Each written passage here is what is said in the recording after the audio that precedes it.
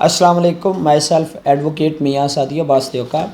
आज मैं आपको बताऊंगा कि अगर कोई शख्स या आप किसी को चेक देते हैं या आपको कोई जाली चेक या गारंटी चेक देता है या आप गारंटी चेक देते हैं या जब आप चेक देते हैं तो उसके हवाले से वो कौन सी बातें जो आपको मालूम होना चाहिए।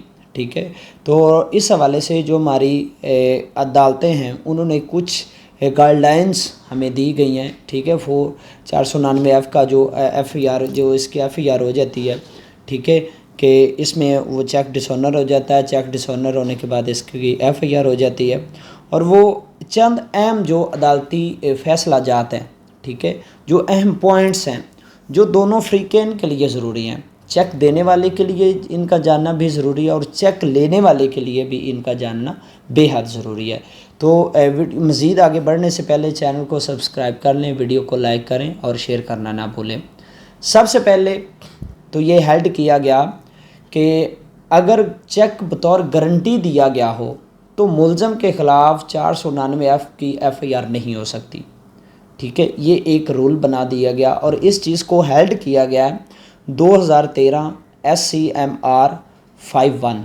ठीक है, और इसके अलावा 2016 PCRLJ 769 पेज है। ठीक है, इन दो केस लॉस में ये बताया गया कि अगर चेक की पुश्त पर गारंटी चेक लिखा है या चेक बतौर गारंटी पेश किया गया तो मुलज़म के ख़िलाफ़ 499F की FER नहीं होगी। यानी कि हर चेक जो डिसऑनर हो जाए उसका ये मतलब नहीं कि अब आपके ख़िलाफ़ 489F की FER होगी।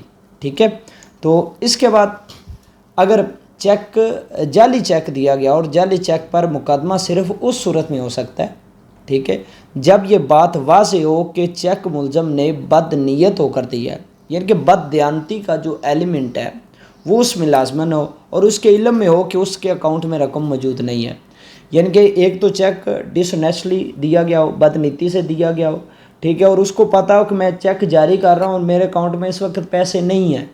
ठीक है, तो इस चीज़ को हेल्ड किया गया कि PLD 2013 सिंध 488 पेज है। ठीक है, ये इसमें ये वाज़ेह किया गया कि उस सूरत में FER होगी कि जब एक तो चेक उसने बदनीयत होकर दिया और दूसरा उसके अकाउंट में पैसे नहीं थे। इसके बाद जो सेक्शन 491F 25 अक्टूबर 2001 को एक कानूनी तरमीम के तहत 499F के तहत ताज़ीरात पाकिस्तान में जो डाला गया और इससे पहले जाली चेक की जो बाबत कानूनी कार्रवाई थी वो नेगोशिएबल इंस्ट्रूमेंट 1880 की दफ़ा 30 के तहत कार्रवाई होती थी।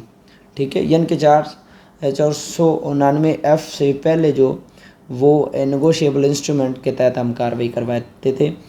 ठीक है, और इसके बाद जो अमूमन यह भी आ जाता है कि चेक की कार्रवाई के लिए कोई दावा दायर कर दिया जाता है सिविल, ठीक है, और साथ में वो फौजदारी भी कार्रवाई स्टार्ट हो जाती है। तो वो एक तरफ सिविल कार्रवाई और दूसरी तरफ फौजदारी कार्रवाई। तो इस हवाले से कानून क्या कहता है? कानून ये कहता है कि अगर क्रिमिनल और सिविल यानी कि क्रिमिनल और दीवानी कार्रवाई एक साथ चल सकती हैं, लिहाजा इस असूल की रोशनी में जो जाली चेक मुकदमे की कार्रवाई है और दीवानी दावा एक साथ चल सकते हैं। यानी कि जाली चेक की जो FIR है, जो क्रिमिनल प्रोसीडिंग, वो साथ साइड बाय साइड चल सकती है और साथ में सिविल प्रोसीडिंग भी चल सकती है। तो इस चीज़ को उन्होंने हेल्ड किया 2010 PCRLJ 351 पेज, इसके अलावा 2017 SCMR 390 पेज पर हेल्ड किया। इसके बाद ये हेल्ड किया गया कि सिर्फ जाली चेक के बैंक से बाउंस हो जाने से कोई जुर्म नहीं बनता, बल्कि जब तक ये बदनीति साबित ना की जाए तब तक कोई जुर्म नहीं बनता और ना ही पर्चा हो सकता, यानी कि FIR दर्ज हो सकती है। अब देखिए कि मेन एलिमेंट डिसऑनेस्टली है, बदनीति है। अब बदनीति if you are on side of prosecution you have to prove dishonestly. ठीक है, और अगर आप मुलज़म की जानब से तो आपने इस इंग्रेडिएंट से बचना है, इस इंग्रेडिएंट से निकलना है और चेक को जो है ना वो गारंटी की तरफ लेकर आना है। तो इस चीज़ को उन्होंने हेल्ड किया 2008 MLD 159 पेज पर। इसके बाद जी اگر جعلی چیک کے حوالے سے ایف آئی اے کے حوالے سے ہمارے پاس کوئی کارروائی ہو سکتی ہے یا نہیں ہو سکتی، تو اس حوالے سے ہے کہ ایف آئی اے کے پاس جعلی چیک کا مقدمہ درج کرنے کا اختیار نہیں ہے، کہ جو ایف آئی اے ہے وہ جعلی چیک کے حوالے سے 499 کے تحت ایف آئی آر نہیں درج کر سکتی، ٹھیک ہے، اس کے پاس یہ اختیارات نہیں ہیں، اور اس چیز کو ہیلڈ کیا گیا 2016 SCMR 447 پیج پر۔